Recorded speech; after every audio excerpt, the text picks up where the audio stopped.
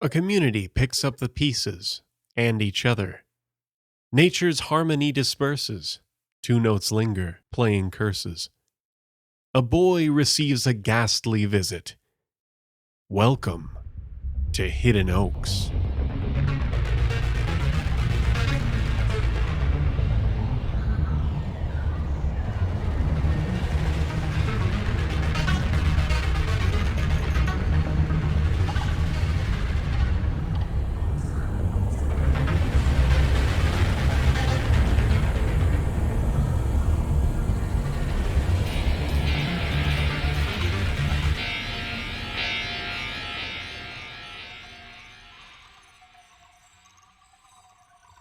Father Witherow sat on the back steps of St. Kateri's church overlooking the graveyard.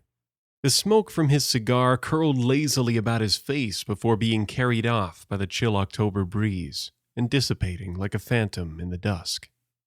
The evening was quiet except for the lonesome rhythmic clanging of a flagpole's rope being blown over and over again against the steel pipe. It reminded him of the ringing cemetery bells that had gone silent since the agents delivered their device. They had remained that way even after the device was moved following the storm, and there had been no further conversations with the dead man. Everything had seemed quieter after the storm. The weird events from the summer, the demonic shadows, the disappearances, had decreased considerably. Part of him thought it was relativity at work. Nothing could seem as loud again after the violence of that green, churning tempest had raged through the neighborhoods. But it was more than that, too. After that climactic day early in the fall, activity in the area seemed to be dampened altogether. Local traffic became almost non-existent. The broadcasted area quarantine saw to that. A jagged scar of destruction traced the path of the storm, starting in Hidden Oaks Park all the way to the Mississippi River some 2 miles distant. Several houses and businesses had been destroyed, and people were killed. It was only a day or two before shaken residents began to emerge to pick up the pieces. Then for several days, people gathered in yards and on streets to clean the wreckage. The day after the chaos, Father Jack Bly was delivered to St. Kateri's by an aide from the Archdiocese of St. Paul in Minneapolis. He was unceremoniously left in the front hall of the church with only his luggage and a blank look on his face. It was obvious almost immediately that this man was not going to be any help at all. Father Witherow could barely understand anything the priest lilted out at him, and what he could make out seemed to come from a confused dementia patient. Nearly half of his baggage was simply Irish whiskey, and nearly a quarter of this was gone by his 3rd day in Minnesota. He made sure Jack was settled into a guest quarters in the back of the old church. And for the most part, the old priest spent his time either passed out or drinking in there ever since. In the days that followed, Father Witherow put that problem aside and focused his attention back on the neighborhood. Father Witherow made his way around the streets during the weeks following the storm, helping out where and how he could, taking chainsaws to downed trees, assisting Mr. Schaefer in his old tow truck to pull abandoned cars and other debris from roadways, talking with people who spoke most often in whispers of the things they had experienced not only during the storm but throughout the summer. This work hadn't taken the community long. In disasters, people often have a way of organizing and coming together to support the needs of the group. They don't often panic, like the screaming masses portrayed in films, or the way the government prepares for them to. But after the work was mostly done, everyone retreated to their homes. It was as if they were afraid to be outside in a world that seemed so out of control. The priest continued to travel to homes and speak with individuals about their needs and their troubles. It wasn't until a surprise meeting at the end of one of his walks that he thought of a better way to bring people together and help their mental and physical wounds heal. The sun had already set that particular evening, but there was still some lingering light in the dusk. He had just finished walking back to St. Kateri's after assisting with another fallen tree that had been blocking a nearby intersection. As he approached the back door of the church, Father Witherow noticed something stir at the base of the stairs. He froze in terror as images of dark shadows with big, toothy grins flashed in his mind. As his vision focused, however, he saw that it was only a man. His body relaxed, but his heart continued to race like a frightened rabbit. The man's clothes were ragged, and his hair and beard were a greasy, tangled rat's nest. Tears welled up in the stranger's eyes as he stood there looking at the priest with his arms hanging limply at his sides. "Tim," said the man. When he heard the voice, something in his memory clicked. As he stared dumbfounded at the stranger, the recognition washed over him. He had only ever seen Derek shaven and cleaned up. A sucking void deep in his chest pulled at the priest as he gazed at this young man he had known from countless Alcoholics Anonymous meetings. They aren't following me anymore, Tim. I need help, and I thought I could find you here," said Derek in a mumbled voice, now looking down at the ground. "My word, Derek, I've been so worried about you," said Father Witherow, gently embracing the young man. "Thank you for coming here. Yes, let's get you inside and cleaned up. Have you eaten anything? Are you hungry?" He took Derek by the hand and led him into the church. That evening, Derek shaved and showered, received some new ill-fitting clothes out of the supply of donations for the homeless, and he ate his first hot meal in weeks. Through all this, Derek slowly told Father Witherow all that had happened to him since they had last seen each other. Tim's empathy and the sinking feeling in his chest only grew as he learned more. After seeing the girl thrown into the trunk and the black sedans outside of his house when he'd gone to the police, Derek had thrown away his medications and started drinking again. The binge went on for days until his brother asked Derek to leave their home. Being on the streets again was hard for him. Not only was it difficult to find food and shelter, but it was hard for him to hide from the men in the black cars. He began moving farther away from his home. It was weeks later, in a moment of clarity, that Derek noticed the black sedans weren't following him anymore. They appeared to only be around when he was closer to his brother Elliot's house and Hidden Oaks Park. Occasionally he would venture nearer to the neighborhood, but would go away again at the first sight of any besuited men. The day of the storm, Derek happened upon the wreckage outside of Hidden Oaks. He saw the smoking ruins of black cars and people in suits torn to shreds. After that, the men and the cars were gone, and it was then that he decided to find the man he thought of as Tim and ask him for help. Father Witherow said he didn't need to worry about the men in the cars anymore. As he had before, he told Derek they were not going to hurt him, though he didn't tell him everything he knew about the reality of the agents and their work. He thought it was best to take small steps and not to divulge things that would increase Derek's paranoia. He went with him to his brother's house and discussed the possibility of Derek staying there again.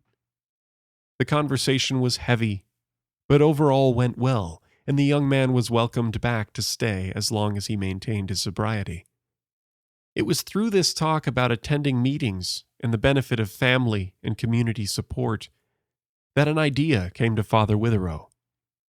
The traumatized, blank faces of everyone who had lived through the aftermath of the storm, the 1,000-yard stares that he was greeted with at every doorstep he visited, it all meshed tightly with what he was discussing with Derek and Elliot. So much in his own life had been changed for the better through the close-knit ties of support groups like Alcoholics Anonymous.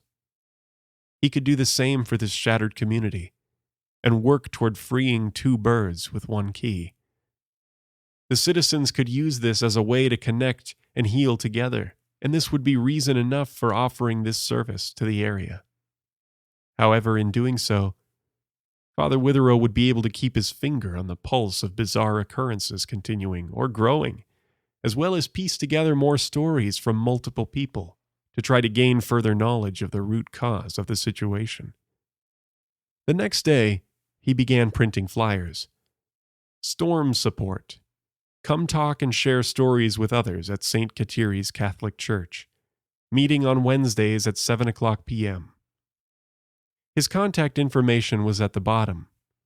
He asked Derek to help him spread flyers through the neighborhood surrounding Hidden Oaks, and the day after that they began following the path of the storm to the southwest, putting them up anywhere they could be seen. The first week, few people came by, but by the second week, word had spread and attendance grew considerably. They had to find extra chairs and widen the sitting circle in the gathering hall of the church. Some of the little old ladies began bringing crock pots filled with soup, macaroni and cheese, and plates of finger sandwiches for group members to eat at the get-togethers. People shared their tales from the past few months. As they did, the gaunt, stone faces began to show emotion. Sadness, fear, relief, empathy. Overall, tension began to ease. Tonight was going to be the fourth meeting. The flagpole was still clanging when the back door creaked open, startling Father Witherow and breaking his mental meanderings. Tim looked back and saw Derek standing in the doorway, looking out over his shoulder. "I didn't know you smoked," said Derek. "Well, I used to, and this time I'm just fulfilling a promise to a friend." "Is it time to get started?" replied the priest. "I've got the chairs set up, and Donna and her girls are already here. They brought chili again." They found Donna setting up her crock pot and styrofoam bowls in the gathering room. Mariana and Matilda, her two daughters, were running around the circle of chairs playing a game of tag with each other. Shortly, other people began to trickle in. Some brought food, others helped themselves to the potluck and settled into their seats. As the meeting began, there was standing room only for the first time.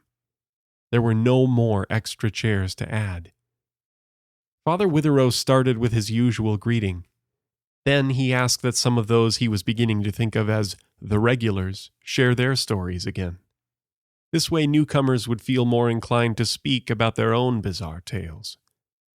Donna spoke of the playground that appeared overnight. Tony and Jenny, occasionally helped by one of their neighbors, talked about the fires around their home. One of the new members, an older, curly-haired woman, stood up and shared her experience during the storm. She began to tremble and weep as she described feeling as though she was trapped in a living darkness in her own basement. Mr. Schaefer held her shoulder to comfort her as she sat down. It went on like this for 90 minutes, people sharing their tales, people listening, and offering support and sympathy.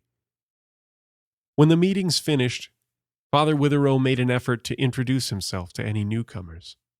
He thanked them for coming and sharing their stories and invited them to continue to attend the meetings, as well as to bring any friends or neighbors they might know that could use the help. He, Derek, and Donna cleaned up after the meeting-goers made their way back to their homes. Donna made sure that Father Witherow and Derek had plenty of leftover chili and finger sandwiches. After he saw that these last two were safely on their way, Tim put away his food and checked in on Father Jack. The old priest was passed out on his bed, lying on top of the blankets at an obscure angle. He had a bottle of whiskey cradled to his chest like an infant. In his other hand, draped off the edge of the bed, was an empty bag of communion wafers, which Tim picked up and disposed of. He covered the man up with a throw blanket and turned out the lights. As he headed to bed himself, he noticed that the deep, sucking emptiness, sadness, and fear that had filled his chest had been replaced by a warm, full feeling. He was getting the impression that these meetings were bringing people together. He felt that he was truly helping them to heal.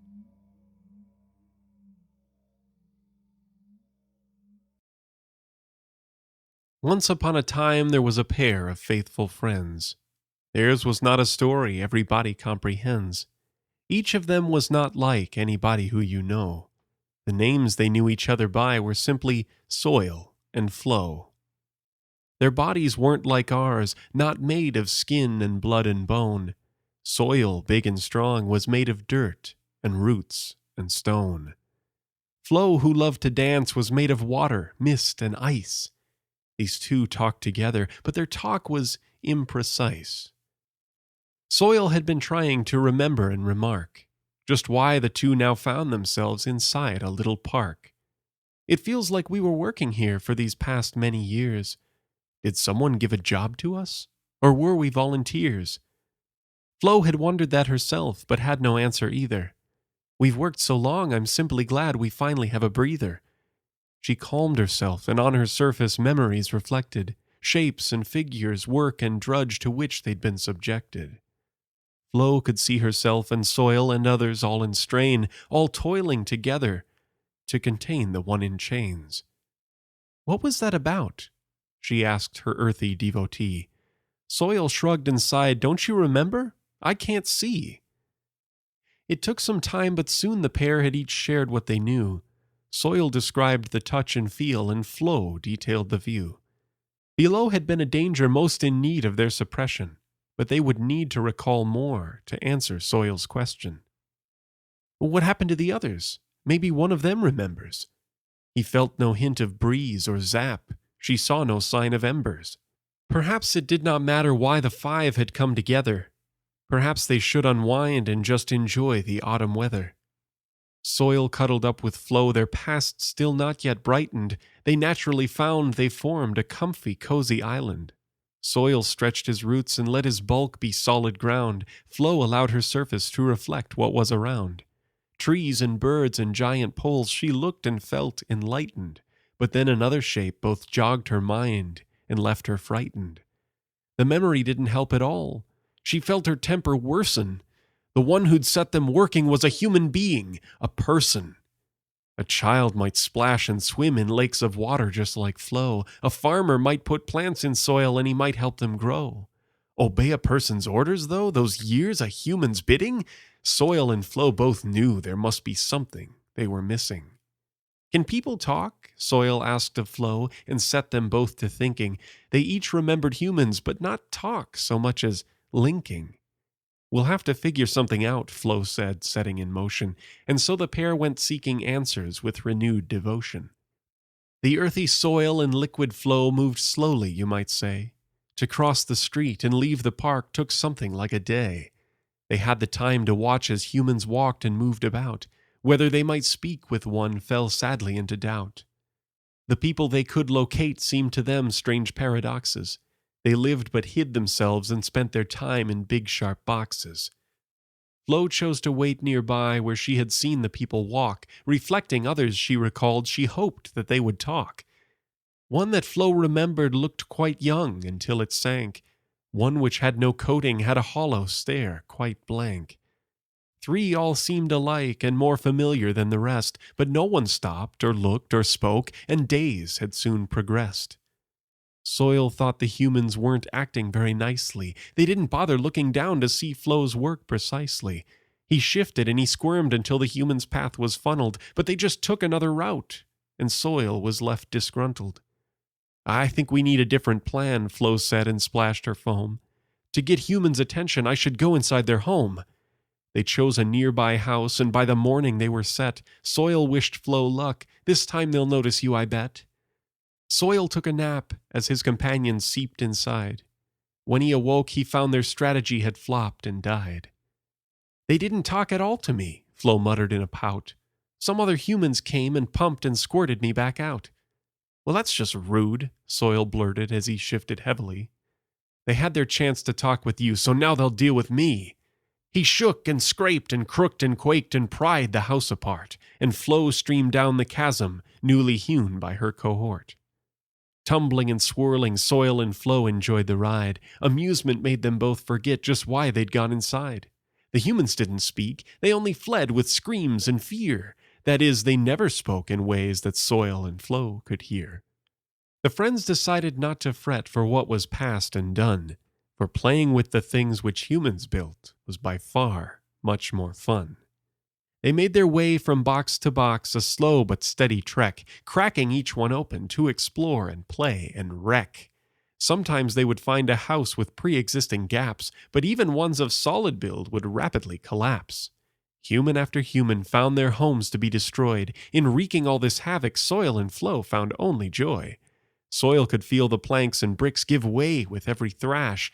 Flo could see new shapes and colors in each room she'd splash. Their pure destructive pleasure swelled with every dance they shared. One human tried to speak with them, but they no longer cared. So if you ever notice pushing roots or buckling pavement, or if you find mysterious new puddles in your basement, many will not understand, but you will surely know. It may just be a visit from the best friends, Soil and Flo.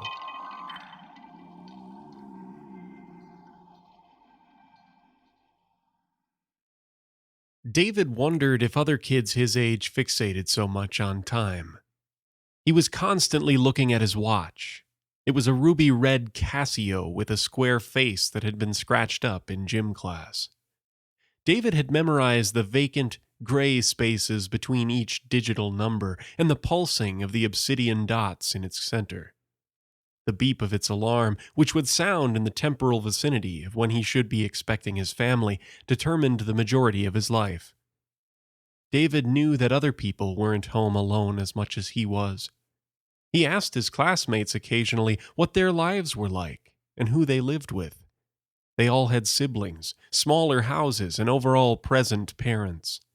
The ones who actually enjoyed being around and behaving like a family. People that liked sitting at the dinner table or watching movies every Friday night, cradling a buttery bowl of popcorn. It wasn't just the hours, minutes, and seconds in the day that David had to worry about, but now the changing of seasons as well. As November started, and the fall turned into a bleak requiem of abandoned trees and dead grass, it seemed like the night was arriving earlier every day to David. Gone were the evening slants of light that hung lazily in the windows. Now, the twilight was spreading across the sky as soon as David stepped off the bus. It was as though a murky dam was being broken each afternoon, letting loose an omnipresent gloom that filled every empty space of his large house. His parents liked to brag about how big their home was to almost everyone. Friends, family, or even strangers would be momentarily paralyzed by his parents' insufferable eagerness to describe the many bedrooms, bathrooms, offices, and closets that they owned. Even stranger, David felt like he knew the house better than his parents, even though they owned it, picked it out, and had settled in it. This intimacy was beyond bizarre to him. Like a rule of ownership was being violated. This afternoon had started off typically for David. The school bus had wormed itself up the hill leading to his house, leaning against the road with each winding turn. The air stunk of exhaust, polyester, and wet shoes. The groan of the vehicle reminded David of a whale. His parents had taken him to Hawaii a few years ago. They'd tried to go whale watching on a catamaran, but his father had gotten so seasick that he made the other passengers ill and they had to return to shore. He always wanted to go back there. His dad had talked about it, but only with his mom. They needed a trip to themselves. It made David angry. They were always away. Why did they have to get away from him? "Does it always take this long, Bud?" Phil, the bus driver, said. He was old, raisin-like, and wore a raccoon-looking hat over his head throughout the year. Other kids would guess what he was hiding. A scar, baldness, another head. The guesses were varied, and mostly obscene. "I don't know, or at least I haven't noticed," David said, pressing his face up against the cool window, which clicked awkwardly against his large glasses. He was the last stop on the route, so there was no one else to ask. David was large for an 8-year-old. He was tall, pudgy, with chubby white cheeks and curly brown hair that was long enough to dry into greasy strands. David didn't like being dirty. It took effort to avoid being clean, where he should be thinking about his homework or other things. He just wanted them to notice him, just a little bit, even if it was for a moment. For as superficial as his parents were about physical appearances, how could they not be aware? "This is super weird. I guess I haven't been paying attention," Phil said. The road up to David's house was spiked with bits of dark trees and the occasional streetlight. David didn't have any real neighbors since his home was up on a hill above the rest of the neighborhood. His dad had picked this particular perch. He would joke around about looking down on the other houses and say things like, "They're all ants, just ants, squabbling around." He'd then laugh and winked at David. "Seriously, though, I like being above everyone else," he said with a subtle smile. The bus dropped David off at the end of his driveway, a long concrete tongue bordered by a bricked retaining wall, where his mom attempted to plant flowers in the summer. The bus lumbered away in a diesel-heavy bellow behind him. Phil used to wait around to make sure David got inside okay, but as he had gotten older, he stopped worrying about it. David grabbed the mail and walked up to the white garage door, which still had a dent on it from a baseball when he'd had a rare game of catch with his dad. As David turned and approached the front door, he stopped. It felt like someone was walking directly behind him. He could feel their weight on his back. He turned around curiously, but an empty road looked back at him. The trees that tunneled across the pavement seemed to be dangling longer and lower than usual, like something was weighing them down. It reminded David of a sandhill crane he'd watched hunt frogs at a pond on a field trip. He blinked away the memory and shook his head. "That's odd," he said to himself. He fumbled for his key out of his blue backpack. It was attached to a plastic figurine of the Incredible Hulk, his favorite superhero. No matter what happened to the Hulk, he was always big enough and powerful enough to stand up for himself. Sometimes David hated this about him. He was jealous. Why couldn't he be that strong? The front door was heavy, red, and had a curl of metal for a handle.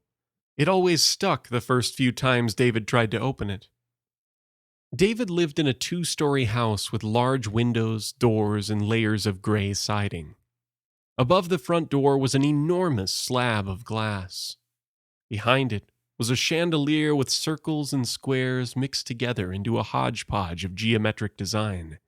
It would shoot light in every direction and illuminate the whole foyer, which was cavernous and deep thanks to the vaulted ceilings. His mom loved the glow, to the point that nobody could use it unless they were having company over. David secretly turned it on when he got home from school for 5 or 10 minutes. He felt like it was his own sun.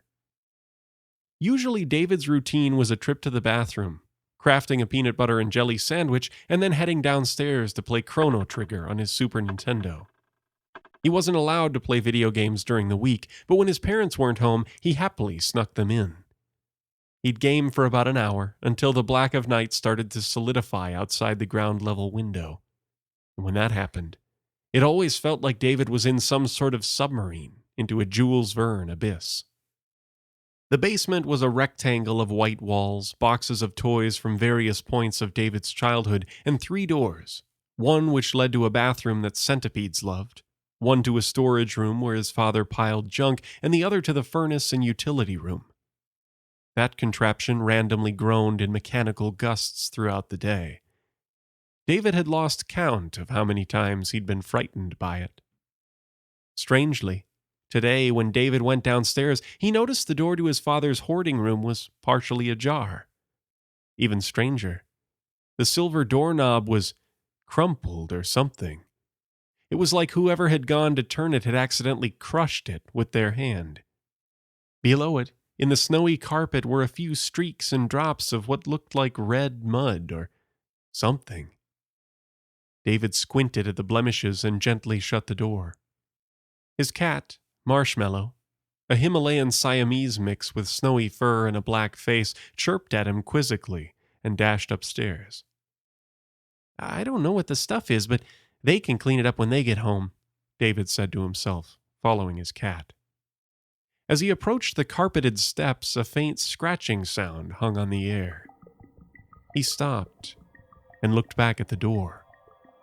They'd had mice before. David remembered his father chasing one around with a vacuum cleaner. After a few moments of staring and smelling the musky air like it might tell him something, David shrugged and left the room with a nervous sweat starting along his hunched neck and shoulders. David was still in his school uniform, which made his nervous perspiration even more itchy. He went to a private school which required him to wear white button-down shirts and gray dress pants in all situations except for gym class. Occasionally they'd have fun days where they could wear normal clothes. David could never get over how different everyone looked and how effective the uniforms were at masking their individuality. David usually played games before changing, but the weirdness had disrupted his ritual.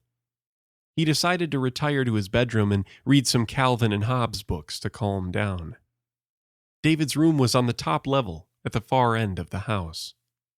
Behind the building, hills overlooked layers of forest, a pond with a ring of cattails, and the roofs of some nearby homes. It almost looked like a model used for architecture or urban planning. David enjoyed the vantage point, even if he never had anyone around to enjoy it with. Throughout the house, a sterile glow dominated the decoration. His parents loved ceramic tiles in the color white, which meant the majority of the house looked like an operating room. As he mulled upstairs unbuttoning his shirt, he noticed a few more dribbles of dark, reddish liquid along the floor. He stopped and wiped some of it up with his sock, which mildly horrified him and made him sneer. "What is this stuff? Are you sick or something?" David asked Marshmallow. When David got closer to his room, the tiles switched to beige carpet and peach walls, which opened to a long hallway that led to his door. There were 5 bedrooms and 6 bathrooms in total. His parents were the only other residents. Rarely did they make the long trek to the back of the house to see him. If they ever needed him for anything, they would simply yell loudly, "Davy!" which would echo throughout the house. On Dave's bedroom door was a map of Middle-earth, which he'd fought his mother on hanging up. She'd said that guests sometimes walked past and she didn't want them to see, but to the best of David's memory, he'd never actually noticed anyone back there except for his babysitter, Lucy. His mom often hid her nose behind social paranoia. He couldn't understand why she cared more about making strangers comfortable than David himself. David's room was simultaneously a prison and a sanctuary. The air inside of it smelled stale and sweet from his many bookshelves and their papery occupants. The walls were a baby blue. The carpet was a shiny gray, almost like a remote controller. Opposite the door stood a patio door that led to David's own private balcony. Next to that was his own bathroom, with a shower. As David staggered inside, throwing his shirt on a pile of laundry next to his bed, Marshmallow trotted behind him, towards his bathroom. David would give his cat a cup of water, of which she already had a bowl in the kitchen, but for some reason, the feline enjoyed this extra treatment. David stepped over more laundry, Legos, and a pile of comics, when he heard a strange sound rise from downstairs. Somewhere, a door clicked open, then shut. David froze. He knew it wasn't his parents. No force discovered yet on Earth made them come home early from work. "Did you hear that?" he asked, too afraid to move. He turned to his cat, which he just barely caught sight of as she dashed beneath his twin bed in a hairy flurry. Her reaction led credence to what was happening. Someone was in the house with him. "Is it just my imagination, or did something open somewhere?" he said, still in disbelief. David had his shirt off, which made him feel even more vulnerable than before. He grabbed a dirty Mossimo t-shirt from the floor and pulled it over himself quickly. He then lightly walked to his door, which had a poster of gold and blue dragons plastered across it. He placed his ear up to it and gently leaned against it. Somewhere, something moved inside the house. David could hear and feel a form's weight press against the foundation, sending little aches and throbs into the walls. Large, whoever it was, and it felt like they were upstairs with him. David fell backwards and crab-walked into his desk, which shook a black computer monitor and knocked a few candy wrappers onto the floor. He'd heard sounds in the house before, but usually it was the building tensing in the extreme cold or a bad gust of wind. Nothing had been this real before. "Bookwall, it's bookwall time," David said, panicking. This had not been the first time he'd been scared in his own home. Spending this much time by himself virtually every afternoon, early evening, and weekday during the summer, there had been plenty of moments where he was lonely, paranoid, and suspicious. Whenever this happened, he'd stay in his bedroom and would pile books up against the door, hoping it would slow down whatever nightmare his imagination had made. Textbooks, Lord of the Rings, Redwall books, Marvel comic collections, dictionaries, and Calvin and Hobbes books began to rise up in a flimsy barrier of uneven squares. He stopped when he got to the handle and set his stuffed panda, who he also called Hobbes, atop the palisade, like a plush sentry atop a tower. David then crawled onto his bed with a Nerf gun at his side. It was red and black with flame stickers stretching across it. The weapon had a loading mechanism on its sides which was marked by bright orange pegs. There was a clip of 7 foam bullets between them, which he could load through quickly. He knew they wouldn't hurt unless he shot them in the eyes. He'd practiced on a bullseye just above his door. For what seemed like a small eternity, there were no sounds from the cavernous catacombs of David's house. The furnace bellowed, on and off. David's mom was obsessed with cleaning the carpet. It always stunk of Febreze or bleach, to the point that David could taste it. David could feel himself starting to fall asleep. His school day started early because of his bus ride. He needed to be heading to school by about 6:30 a.m. His parents never cared what time he went to bed, but his own weariness never brought him past 10 p.m. It was yet another thing he had to regulate for himself. Then he heard it again. A scratching sound, only it was close, just below his bed, behind the door. "Are you kidding me?" he said, jumping up and aiming his gun at the door. More heavy weight shifted in the hallway. The walls and floor grumbled to it.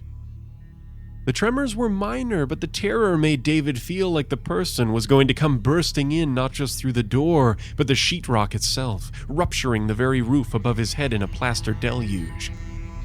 In his fear, part of David still felt like this was a trick of his imagination. He would never admit it to anyone, but he had been this scared before. This was not the first time. He wasn't even 9 years old. He told himself he was fine. It was okay to be this scared. No matter how his parents made him feel or what they said, he was still a kid. In moments, the silence returned. It was as though nothing had ever been beyond the white door. Marshmallow hopped on the bed and stretched her back for a pet and cuddle. Okay, Marshmallow, I really am crazy," David said. He methodically walked over to the stack of books. He slowly started to sort them and place them back on his partially empty shelves as he sighed.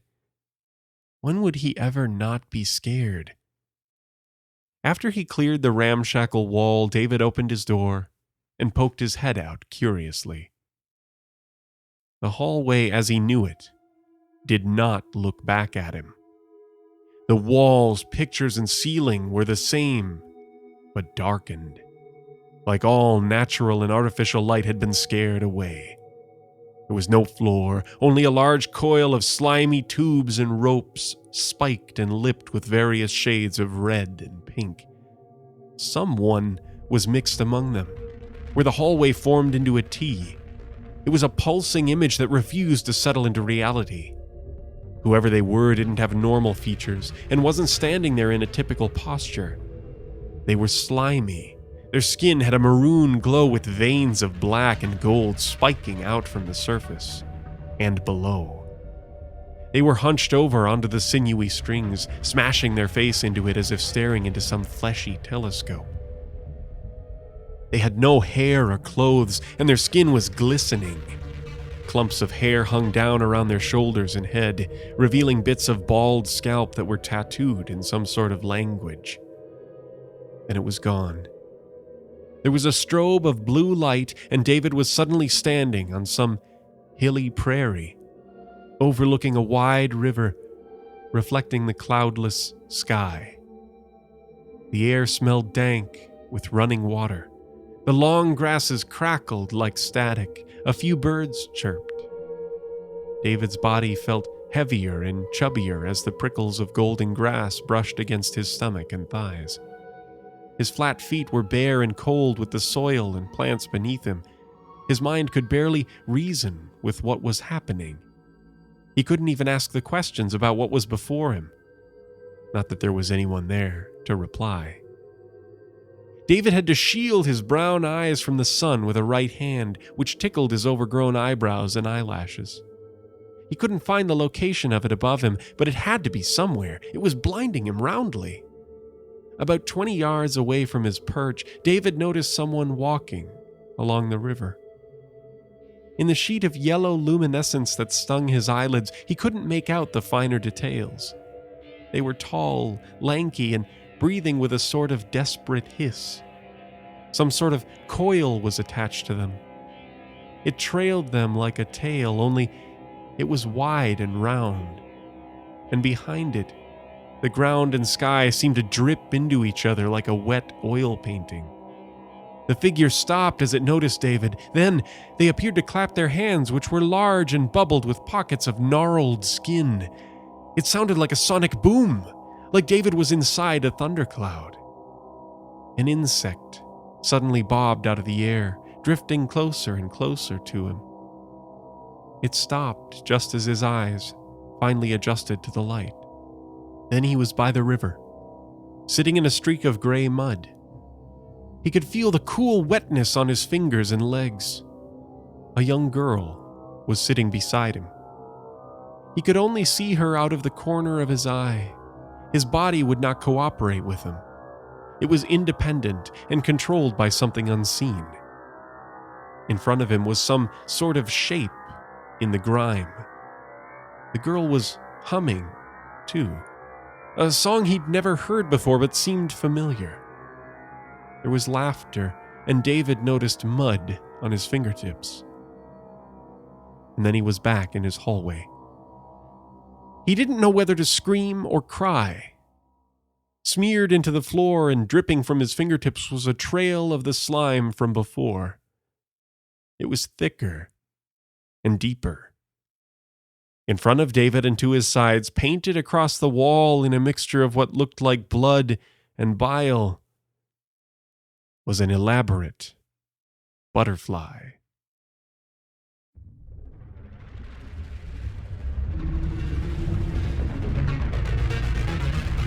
The Hidden Oaks podcast is a collaboration between Patrick W. Marsh, Robert Dawn, and Owen Swerkstrom. The story support group written by Robert Dawn, Soil and Flow by Owen Swerkstrom, and David by Patrick W. Marsh. The voice of Hidden Oaks performed by Robert Dawn. Original music composed and performed by David Schwartz. Find more of his works at dtschwartz.com. Produced by Robert Dawn, Owen Swerkstrom, and Patrick W. Marsh. You can find out more online and buy some cool merchandise by visiting us at hiddenoakspodcast.com or by finding us on Twitter at Hidden Oaks Pod, as well as Facebook and Instagram at Hidden Oaks Podcast. Hidden Oaks is an Ironfield independent production. Thank you for listening, and until next time.